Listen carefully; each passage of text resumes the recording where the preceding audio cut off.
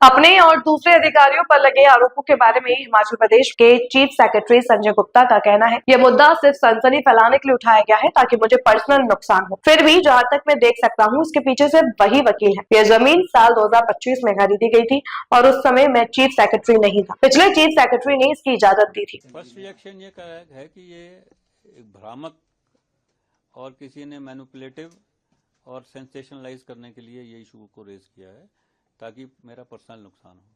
कौन लोग करने के लिए सामने तो वकील ही दिख रहा है वो, ठीक है ना, जिसने करी है।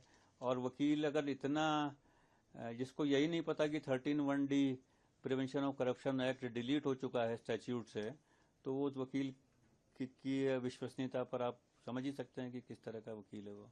वास्तविकता क्या है जो आपने जमीन खरीदी है? क्या एलिगेशन क्यों लग रहे हैं?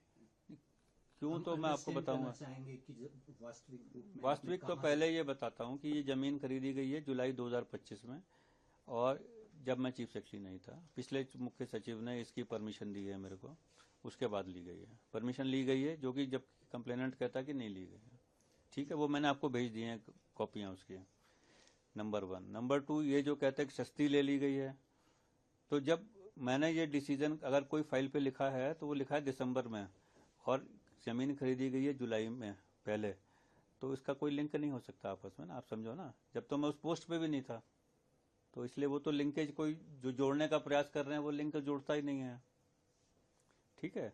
और जहां तक इसकी वैल्यू का सवाल है, ये कलेक्टर रेट से 25-30% ऊपर रेट पे ली गई है, तो इसलिए उस पर कोई लीगल, कोई कलेक्टर के ऊपर तो कुछ है नहीं, कलेक्टर का रेट ही फाइनल होता है।